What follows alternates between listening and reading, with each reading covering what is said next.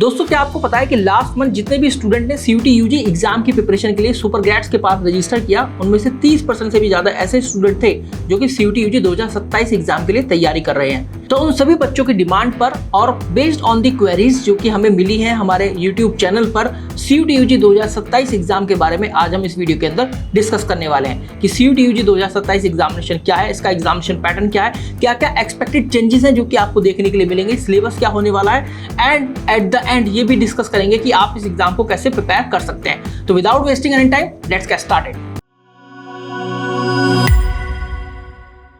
सबसे पहले तो मैं सीयूटी यूजी 2027 का एक एग्जामिनेशन पैटर्न आपको बता देता हूं। तो जब भी एग्जामिनेशन पैटर्न की बात आती है तो वही 3 सेक्शन निकल कर आते हैं। सबसे पहला होता है लैंग्वेज टेस्ट, जिसके अंदर 13 लैंग्वेजेस हैं और ये सभी लैंग्वेजेस हमारे देश के अंदर बोली जाने वाली भाषाएं हैं, जैसे कि इंग्लिश, हिंदी, बंगाली, मराठी, मलयालम, तमिल, तेलुगु, उर्दू एटसेट्रा। और अगर बात करेंगे अब डोमेन टेस्ट की, जो कि होगा सेक्शन 2, ये वही सभी डोमेन सब्जेक्ट होंगे जो कि आप क्लास 12 के अंदर पढ़ रहे हैं। Total number of domain subject है 23। और जैसे domain subject physics, chemistry, biology, mathematics, accountancy, business studies, economics, history, geography, political science, psychology, sociology, physical education, इस तरीके के कुछ डोमेन सब्जेक्ट आपको देखने के लिए मिलेंगे।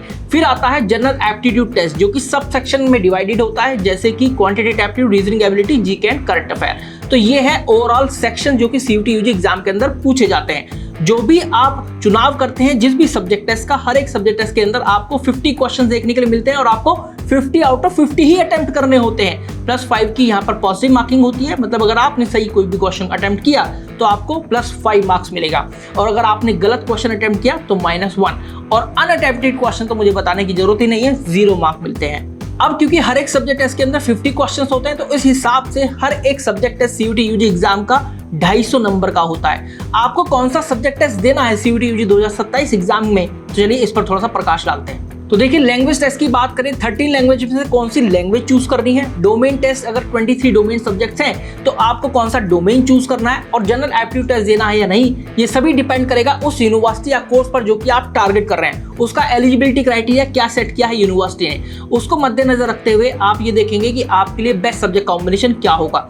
और बेस्ट सब्जेक्ट कॉम्बिनेशन वो सब्जेक्ट कॉम्बिनेशन होगा जो कि आपकी प्राइमरी यूनिवर्सिटी, मतलब एक ऐसी यूनिवर्सिटी जो कि आपका प्राइमरी टारगेट है, और आपकी बैकअप यूनिवर्सिटीज भी उसके अंदर शामिल होंगी। एग्जाम्पल के तौर पर अगर आप लोग ऐसे स्टूडेंट हैं जो कि बीकॉम ऑनर्स टारगेट कर रहे हैं यूनिवर्सिटी ऑफ दिल्ली से, और वहां पर जनरल एप्टीट्यूड टेस्ट की डिमांड नहीं करी गई है, और उसके साथ ही आप एक बैकअप ऑप्शन भी लेकर चल रहे हैं बनारस हिंदू यूनिवर्सिटी को, जहां पर जनरल एप्टीट्यूड टेस्ट की डिमांड करी गई है, तो फिर इस केस में आपको जनरल एप्टीट्यूड टेस्ट भी एग्जामिनेशन में जरूर देना होगा। तो आपका एक सब्जेक्ट कॉम्बिनेशन क्या होना चाहिए, तो मैं आपको बताऊं, आपको लैंग्वेज टेस्ट में से एक लैंग्वेज चूज कर लेनी है जो कि होगी इंग्लिश लैंग्वेज। इंग्लिश लैंग्वेज इसलिए जिससे कि आप बीए ऑनर्स इंग्लिश जैसे कोर्सेज के लिए एलिजिबल हो जाएं। आप कुछ यूनिवर्सिटी जैसे गुरु गोविंद सिंह इंपस university, JN deemed to be university Bangalore, Delhi technological university, university of Jammu, कुछ ऐसी यूनिवर्सिटी हैं जो कि इंग्लिश को ज्यादा प्राथमिकता देती हैं, इंग्लिश को ज्यादा प्रायोरिटी देती हैं, इसलिए आपके लिए इंग्लिश लेना जरूरी है। और यही होता है हर साल, चाहे आप 2022, 23, 24, 25 की बात करें, आप आने वाले एग्जाम 26 से 27 की बात करें, सबसे ज्यादा स्टूडेंट इंग्लिश लैंग्वेज के अंदर ही अपीयर होने वाले हैं। और फिर आता है आपका डोमेन टेस्ट। तो डोमेन टेस्ट के अंदर आप एटलीस्ट 3 डोमेन सब्जेक्ट का चुनाव करें, क्योंकि आप देखेंगे मैक्सिमम यूनिवर्सिटीज के मैक्सिमम कोर्सेज के लिए 3 सब्जेक्ट टेस्ट की डिमांड करी गई है। अगर आप डोमेन टेस्ट की बात करेंगे तो फिर इस हिसाब से आपको 3 डोमेन सब्जेक्ट लेने हैं, वही डोमेन सब्जेक्ट जो कि आप अपनी क्लास 12 के अंदर पढ़ रहे हैं, ये जरूर मेक श्योर कीजिएगा। चाहे आप फिजिक्स, केमिस्ट्री, मैथ पढ़ रहे हो, आप अकाउंटेंसी, बिजनेस स्टडीज या फिर इकोनॉमिक्स पढ़ रहे हो, आप हिस्ट्री, पॉल साइंस या ज्योग्राफी पढ़ रहे हो, या कोई और सा सब्जेक्ट पढ़ रहे हो, मेक श्योर करना कि क्लास 12 वाले डोमेन सब्जेक्ट ही प्रिपेयर कर रहे हैं। फिर इसके बाद आता है जनरल एप्टीट्यूड टेस्ट। इस तरीके से आपको एटलीस्ट 5 सब्जेक्ट टेस्ट का तो चुनाव करना ही है सीयूटी यूजी 2027 एग्जाम के लिए,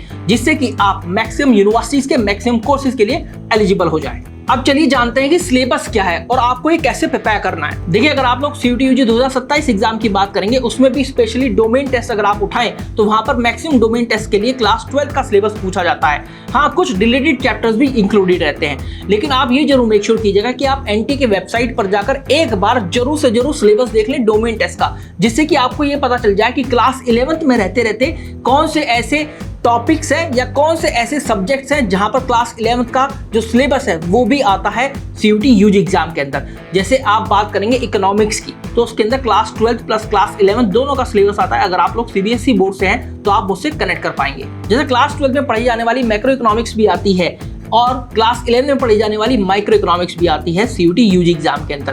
तो इसलिए मैं बोल रहा हूं कि आपको एक बार सिलेबस जरूर से जरूर देख लेना है एनटीए की ऑफिशियल वेबसाइट पर जाकर, जो कि CUT यूजी की है। और जो भी आप क्लास 11 के अंदर मेजर डोमेन टेस्ट पढ़ रहे हैं, यही आपके क्लास 12 में रहने वाले हैं और वही आपके CUT यूजी एग्जाम के अंदर भी होंगे। तो आप ये जरूर मेक श्योर कीजिएगा कि क्लास 11 में पढ़ते पढ़ते आप एटलीस्ट अपना फाउंडेशन स्ट्रॉन्ग कर लें डोमेन टेस्ट को लेकर, चाहे आप मैथमेटिक्स पढ़ रहे हो, चाहे आप इकोनॉमिक्स पढ़ रहे हो, या फिर आप कोई भी ह्यूमैनिटीज का सब्जेक्ट पढ़ रहे हो। इसके बाद नंबर आता है इंग्लिश लैंग्वेज का, और ये इंग्लिश लैंग्वेज बोर्ड एग्जाम में पढ़ी जाने वाली इंग्लिश से एकदम अलग है, चाहे आप क्लास 11 में पढ़ रहे हो या फिर क्लास 12 में पढ़ रहे हो। ऐसे राइटिंग या फिर कोई राइटिंग कंपटीशन यहाँ पर नहीं होने वाला, केवल ऑब्जेक्टिव टाइप क्वेश्चन आएंगे और इंग्लिश इसी तरह की होगी जो कि हमारे ऑल इंडिया नेशनल लेवल के जो एग्जाम्स होते हैं, जैसे SSC हो गया, बैंकिंग हो गया, यहाँ पर पूछी जाती है।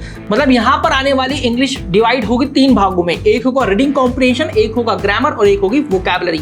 इन तीनों को इक्वली वेटेज देनी जरूरी है। रीडिंग कॉम्प्रिहेंशन में फैक्चुअल, नैरेटिव, लिटरेरी और पोएट्री एक्सट्रैक्ट बेस्ड पैराग्राफ आपसे एनटीए पूछता है। और ये जरूर मैं आपको बता दूं कि रीडिंग कॉम्प्रिहेंशन, ग्रामर और वोकैबुलरी की जो वेटेज है अभी तक एनटीए ने निर्धारित नहीं करी है। कभी तो रीडिंग कॉम्प्रिहेंशन के क्वेश्चन आपको ज्यादा देखने के लिए मिले, तो कभी आपको ग्रामर ज्यादा देखने के लिए मिला। अभी तक जो भी CUT यूजी एग्जाम हुआ है, तो कभी आपको वोकैब का पोर्शन काफी मात्रा में देखने को मिला, जैसे 2025 के अंदर। और स्टूडेंट्स ने काफी दिक्कतों का सामना करा जब उन्होंने ये चाहा कि वो 50 आउट ऑफ 50 क्वेश्चन अटेम्प्ट कर दे इंग्लिश लैंग्वेज के अंदर। तो आपको ये जरूर मेक श्योर करना है कि तीनों को इक्वली प्रिपेयर करना है। चाहे रीडिंग कॉम्प्रिहेंशन के लिए आपको रीडिंग की हैबिट डालनी हो, न्यूज़पेपर पढ़ने हो, कोई आर्टिकल पढ़ने हो, और साथ ही साथ अपनी वोकैब स्ट्रॉन्ग करते चलना हो, या फिर ग्रामर में आने वाले जितने भी इंपॉर्टेंट रूल्स हैं या फिर जो भी सब चैप्टर्स हैं, जैसे noun, pronoun, article, adverb, adjective, फिर उसके बाद spotting error, spelling error, phrase replacement, paragraph completion, idioms and phrases, direct indirect, या फिर एक्टिव एंड पैसिव वॉइस, ऐसे कुछ चैप्टर्स की लिस्ट है जो कि आपको जरूर से जरूर पता होनी चाहिए। हर एक चैप्टर पर इक्वली वेटेज देनी है और बराबर से ध्यान देना है। फिर बात आती है जनरल एप्टीट्यूड टेस्ट की। तो जनरल एप्टीट्यूड टेस्ट 3 भागों में डिवाइड है, क्वांटिटेटिव एप्टीट्यूड, रीजनिंग एबिलिटी और GK and current affair. English language की तरह भी यहाँ भी तीनों सबसेक्शन से ये निर्धारित नहीं किया गया है एनटीए के द्वारा कि किस सबसेक्शन से कितने क्वेश्चन पूछेगा। कभी क्वांट के क्वेश्चन ज्यादा होते हैं पेपर के अंदर, तो कभी जीके एंड करंट अफेयर के।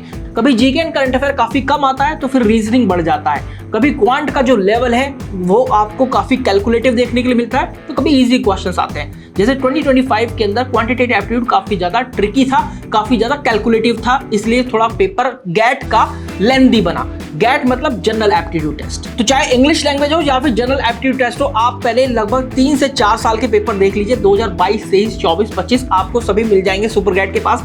आप जो है लिंक चेक कर सकते हैं डिस्क्रिप्शन फील्ड के अंदर, अगर आपको चाहिए। अगर आपको नहीं मिल रहे हैं तो आप हमारा फॉर्म भी फिल कर सकते हैं 1-on-1 काउंसलिंग का, और आप वहां पर सीधा काउंसलर से पूछ सकते हैं कि मुझे पेपर्स चाहिए, तो आपको पेपर भी मुहैया करा दिए जाएंगे। तो आप उन सभी पेपर्स की एनालिसिस करिए, अपनी एक चैप्टर लिस्ट बनाइए और फिर उन चैप्टर पर ध्यान देना शुरू कीजिए। उन चैप्टर को 1 by 1 उठाइए, उनके थ्योरी पढ़िए, उनमें क्या क्या रूल्स हैं, क्या क्या इंपॉर्टेंट फॉर्मूले हैं, क्या क्या ट्रिक्स यूज हुई हैं, उनको पढ़िए। फिर उन पर बेस जितने क्वेश्चन आप लगा सके उतने क्वेश्चन लगाइए, चाहे इंग्लिश की बात हो, चाहे जनरल एप्टीट्यूड टेस्ट की बात हो। देखिए, वो बच्चे जो कि CUT यूजी 2027 एग्जाम की तैयारी कर रहे हैं, एक ब्रह्मास्त्र या फिर एक टिप आपको मैं दे देता हूं कि आपको अभी से इंग्लिश और गैट की प्रिपरेशन कर लेनी है, और इस साल आपको अच्छे से इनकी प्रिपरेशन करनी है। इन दोनों सेक्शन को बहुत अच्छे से प्रिपेयर कर लीजिए, क्योंकि सबसे ज्यादा कंपटीशन, सबसे कम सक्सेस रेट इन्हीं 2 सेक्शन में दुर्भाग्यवश।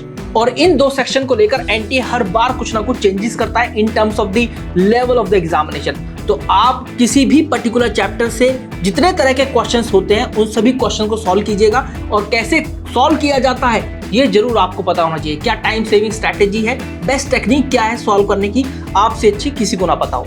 जीके एंड करंट अफेयर की बात करें, जीके तो वैसे बहुत वास्ट होता है, लेकिन करंट अफेयर यहाँ पर 6 से 7 महीने का पूछा जाता है। पर ये जरूर मेक श्योर कीजिएगा कि जीके से आप अप टू डेट रहें, या करंट अफेयर से भी आपको अप टू डेट रहना है। एटलीस्ट अब से पढ़ोगे तब जाकर आपको हैबिट आएगी पढ़ने की वीकली करंट अफेयर्स की, तो आप इसको वीकली भी पढ़ सकते हैं। और जीके तो आपको डेली कुछ ना कुछ पढ़ना है, डेली थोड़े थोड़े क्वेश्चंस लगाने हैं, चैप्टर वाइज, टॉपिक वाइज आप लगाकर चलिएगा, आपका काम बन जाएगा।